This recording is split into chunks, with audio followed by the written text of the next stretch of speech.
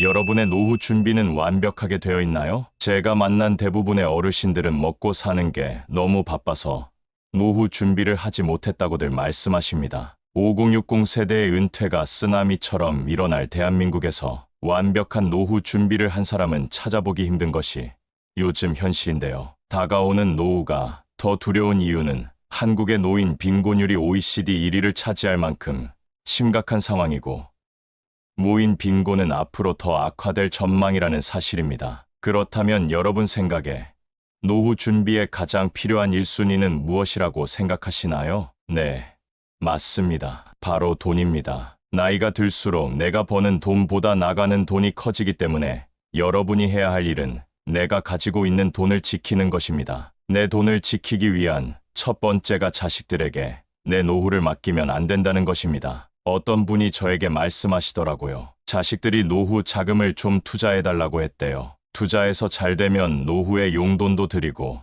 잘 모시겠다고 했다고요. 예상이 가겠지만 이분 지금 어떻게 사는 줄 아시나요? 내 집 팔아서 자식한테 줬다가 월세살이 하고 있고 자식들에게 한 달에 한 번 연락 오면 많이 온 거랍니다. 그래도 돈이 있을 때는 명절에도 꼬박꼬박 찾아오고 하루가 멀다 하고 전화했었는데 돈 가져가고 나서는 감감무소식이고 약속했던 용돈도 없던 일처럼 됐다고 하네요. 세상 모든 사람들이 이러진 않겠죠. 하지만 이런 일이 우리 주변의 생각보다 많이 일어납니다. 옛말에 이런 말이 있습니다. 자식에게 재물을 안 주면 맞아 죽고 반만 주면 졸려 죽고 다 주면 굶어 죽는다는 말이 있습니다. 물론 여유가 돼서 금전적인 지원을 하는 것은 괜찮습니다. 하지만 내 노후 자금을 조금씩 갉아먹으며 자식을 돕는 일은 위험할 수 있습니다. 자식이 부모를 책임지는 시대는 끝났기 때문입니다. 따라서 돈 조금 있다고 해서 자식에게 다 퍼주면 안 됩니다. 다 퍼줬다가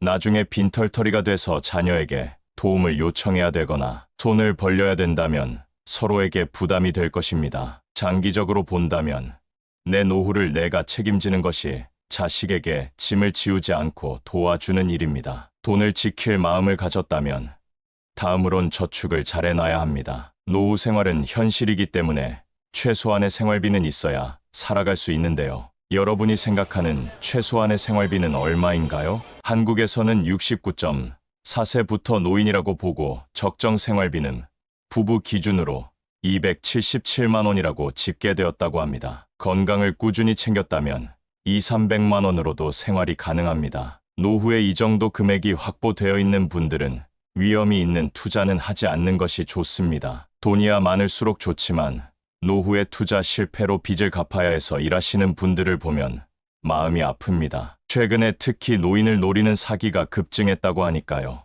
누군가가 접근해서 쉽게 돈을 벌게 해주겠다고 하면 속지 마시길 바랍니다. 노후에는 의외로 엄청난 돈이 있는 것보다 가끔 사람들 만나서 커피 한 잔 마시고 등산도 다니고 맛있는 것도 먹을 정도의 돈만 있어도 충분히 행복하게 살아갈 수 있습니다. 이 정도 금액이 준비되어 있지 않더라도 국가에서 고령화 정책으로 일자리나 지원금 등 여러 방면에서 정책이 만들어지고 있으니 지금이라도 다가올 노후를 위해 저축을 하신다면 노후에 큰 도움이 될 겁니다. 그러나 돈만 있다고 노후가 행복할까요? 돈도 중요하지만 노후에는 그만큼 건강도 중요합니다. 그렇기 때문에 노후 준비의 세 번째로 건강을 말씀드리고 싶습니다. 먼저 조금이라도 젊을 때 건강한 생활 습관을 가져보세요. 제가 이런 말을 하면 많은 분들이 너무 기본적인 얘기라고 말씀하시는데요.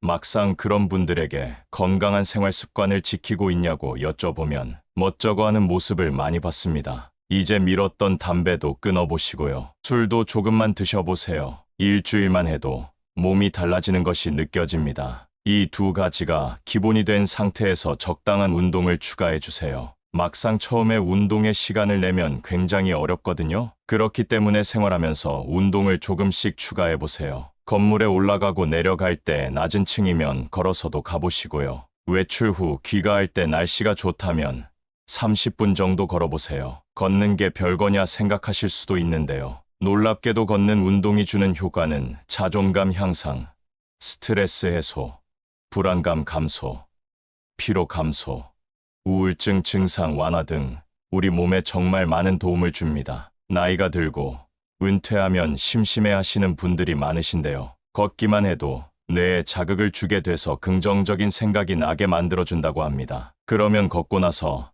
다른 것을 의욕적으로 하게 될 수 있으니까요. 오늘부터 꼭 걸어보세요. 그리고 건강검진은 꼭 받으셔야 합니다. 한국인 사망 원인의 상당수를 차지하는 암을 건강검진을 통해 조기에 발견하는 사례가 많다는 사실을 알고 계셨나요? 암뿐만 아니라 전 국민의 30%가 건강검진을 통해 질환을 조기 발견한다고 합니다. 건강 쪽에 쓰는 비용은 아깝다고 생각하시면 안 됩니다. 우리가 죽어서 돈 가져가려고 열심히 사는 게 아니지 않습니까? 1년에 한 번 또는 2년에 한 번 의사 선생님이 권장하는 대로 꼭 챙기는 것이 행복한 노후를 보내는 최고의 방법입니다. 꼭 필요한 노후 준비 그 네 번째는 취미 활동입니다. 은퇴를 하게 되면 우리에게 생각보다 많은 시간이 주어집니다. 많은 분들이 취미를 만들지 않고 일만 하다가 은퇴하면 할 일이 없어서 심심해하고 집에서 눈치 보는 일들이 많아지는데요. 미리미리 취미 생활을 만들어 놓으면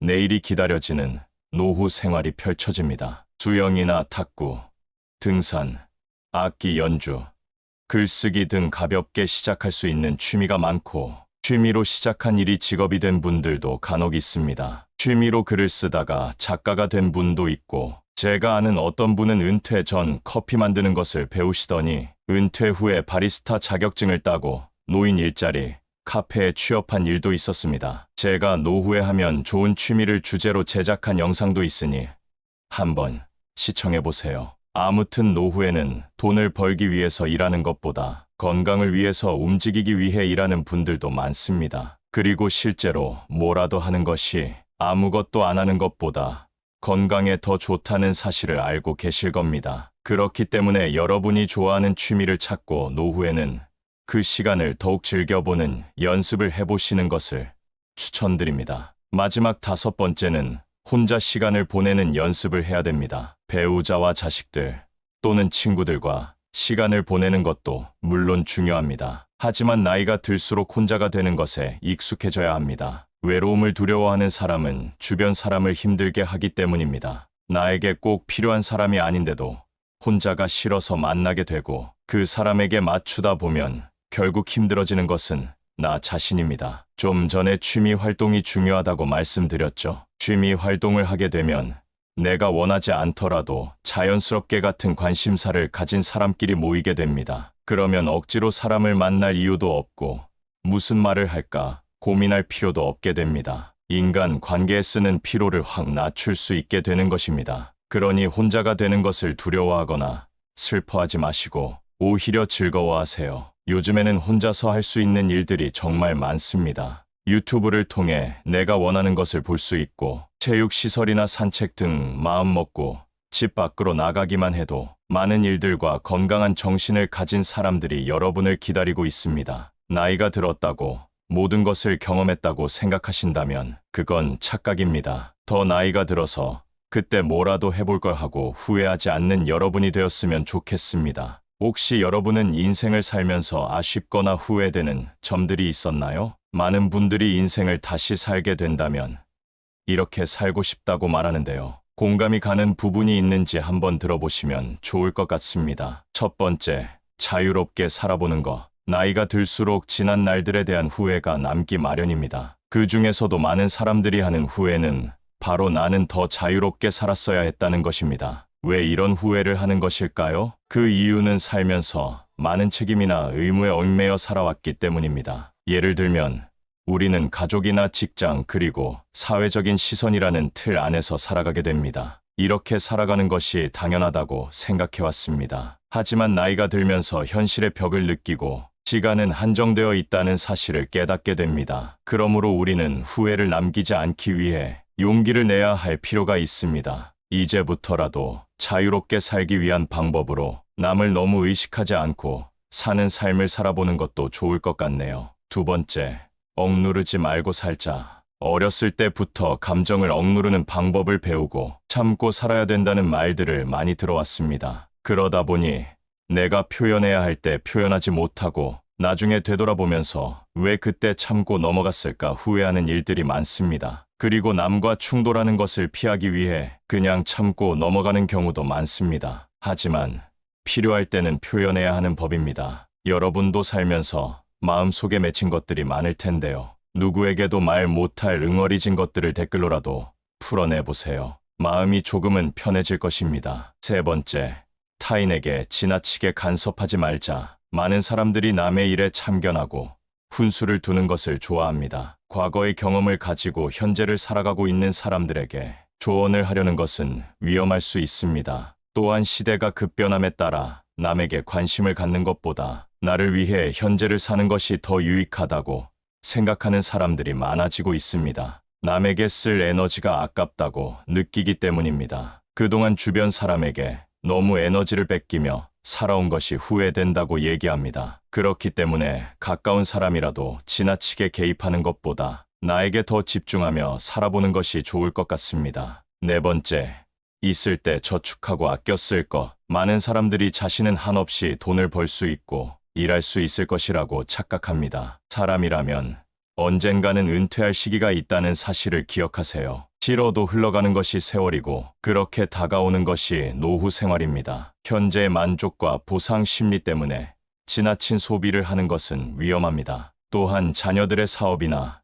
교육에 지원하는 것을 노후 준비로 생각하는 것도 위험합니다. 자녀와 나의 삶은 분리해서 보는 것이 현명한 노후 준비를 위해 도움이 될 것입니다. 조금이라도 벌 수 있고 모을 수 있을 때 저축하세요. 조금씩이라도 늘어나는 통장 잔고를 보면서 소박한 기쁨을 느껴보는 것도 좋은 방법입니다. 여섯 번째, 지나간 과거에 너무 집착하지 말자. 지난 일에 대한 후회와 집착으로 현재의 나를 힘들게 하는 경우가 많습니다. 사람은 안 좋은 일을 생각하면 계속해서 우울해집니다. 스스로를 병들게 하지 마세요. 백미러를 보면서 운전을 계속할 수는 없는 법입니다. 우리는 나아갈 길을 바라보고 다가올 일에 대한 대비를 해야 합니다. 긍정적인 사람은 지난 일에 미련을 두지 않는다고 합니다. 그리고 성공한 사람들은 실수로부터 배우는 것이 있다고 얘기합니다. 사람은 누구나 실수를 하는 존재라는 것을 기억하세요. 조급하게 생각하지 말고 더 나은 미래를 준비해보세요. 독일의 유명한 철학자는 행복한 노후를 보내기 위해서 혼자가 되는 것을 두려워하지 말라고 말했는데요. 우리는 항상 사회에서 사람들과 어울려야 한다는 생각을 합니다. 그래서 혼자 있는 것을 힘들어하는 사람이 참 많습니다. 그러나 건강한 노후를 보내기 위해서는 혼자 있는 시간을 소중히 여기고 스스로를 존중할 줄 아는 사람이 되어야 합니다. 다른 사람과 어울리는 것보다 내가 무엇을 원하는지, 내 마음은 어떤지를 아는 것이 더 중요합니다. 그리고 지금이 늦었다고 생각하지 말고 내가 무언가 배울 수 있는 기회가 있다면 그 기회를 놓치지 말고 배워보는 것도 좋습니다. 행복하고 건강한 노후를 위해 운동도 부지런히 하시면서 100살 넘게 행복하게 사셨으면 좋겠습니다. 노후 생활에도 기쁘고 재밌는 일들이 정말 많다고 합니다. 오늘 영상을 통해 건강하고 행복한 노후가 되시기를 기도하겠습니다.